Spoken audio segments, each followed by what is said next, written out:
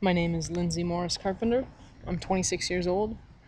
The name of my farm is Grassroots Farm LLC, and it's located in Monroe, Wisconsin. We own 40 acres, my mother and I. 4.5 of it we use as a vegetable garden, and the rest is in pasture.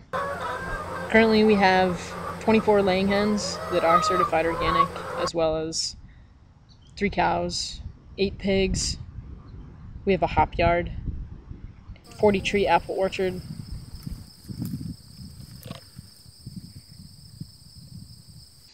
In this third year of production, we're finally starting to add livestock in addition to the vegetable production aspect of things. We have added a single beehive, and we rent land to a neighbor who keeps about 40 sheep here.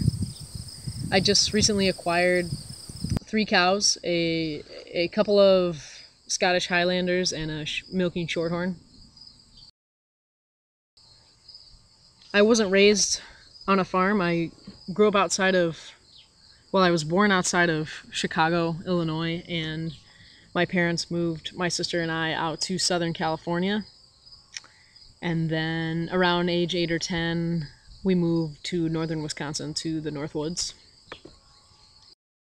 After college, I decided to move back to the Midwest, and I was in search for an apprenticeship or a job opportunity that could teach me a woodworking skill.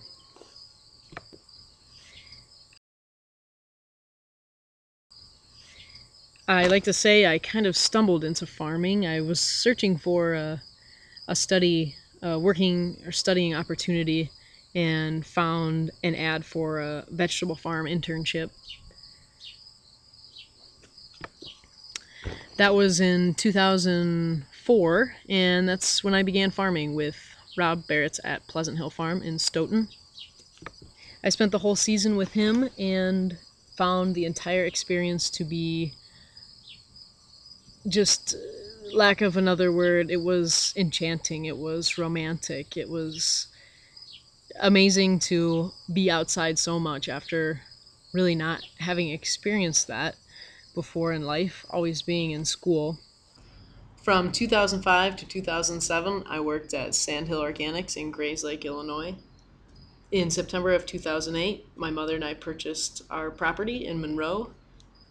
2008, I worked for Growing Home in Chicago as an urban farm manager, and in 2009, I started growing on my own at Grassroots Farm.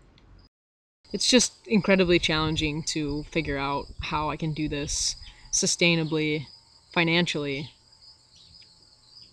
but also produce as much food as I possibly can. My needs at this point are a couple things. In the equipment department, I'd say my biggest need would be both a cultivating tractor to streamline my direct seeding and to make my cultivating more efficient. Also, now that we're getting more into livestock, I could really use a way to manage large round hay bales. Those are 2 purchases that are kind of out of our reach at this point. Of that 40 acres, about 35 of it is in pasture. We have a flat 4.5 to 5 acres to work with for vegetable production. So we purchased this land with the intention of running as closed a circuit of a farm as possible, that we would graze the 30 plus acres, have an apple orchard, and then also keep the flat, fertile valley bottom soil as our vegetable garden. My dream for Grassroots Farm is for us to slowly make way to becoming a fully functional closed circuit farm. I would like to find creative ways to source all of our livestock feed from the farm, to choose breeds that do well on grass, and to utilize manure and bedding through composting in our garden, to feed vegetable wastes or excess eggs to livestock.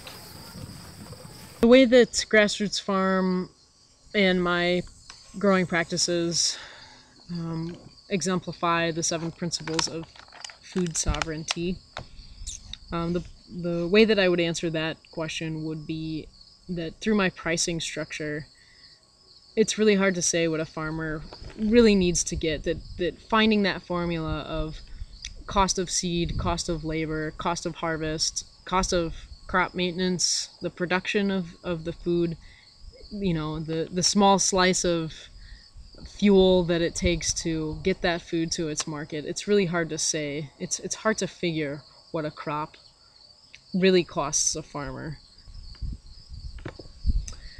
We participate in all available and applicable programs at our farmers market, including senior coupons and food stamps. An additional way, and I feel the biggest way that we make our food accessible to people of all economic backgrounds, is through our worker share program, where we trade labor for farm products. And the way it's kind of evolved at the farm is that a group of folks will come out either Tuesdays or Fridays to help me with the harvest for the upcoming market or CSA pack. And I trade fairly loosely what they feel that they need to eat for the week, that we don't count vegetable dollars versus labor dollars. There's no rate. The deal is you come and you work for me for 3+ hours, and home you can take absolutely everything fresh that you need for the entire week. Most of these folks inherited the land, they inherited the skills, and they're just simply doing the skill that they were taught to survive. And the way that the seed companies, from what I've heard from these neighbor folks, it's the seed companies that are equally as responsible for pushing these dangerous products that we can't trust. The genetically modified seed that's going into the ground out here is being put there not necessarily because the grower, him or herself, is deciding that this is the best thing. It's the seed companies that are telling these folks that this is the way to go if they want to have a successful crop.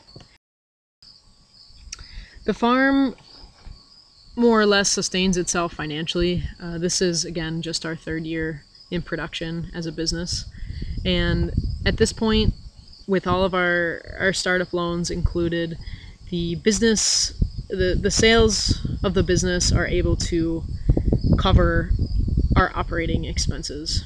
That I'm also able to pull out a modest wage that's percentage commission based. At Grassroots Farm, we produce certified organic vegetables, anything from root crops to cooking greens, salad greens. We grow a fairly substantial quantity of tomatoes and peppers. We grow summer and winter squash, potatoes, sweet potatoes. We grow popcorn and beans. We grow Brussels sprouts, cabbage, broccoli,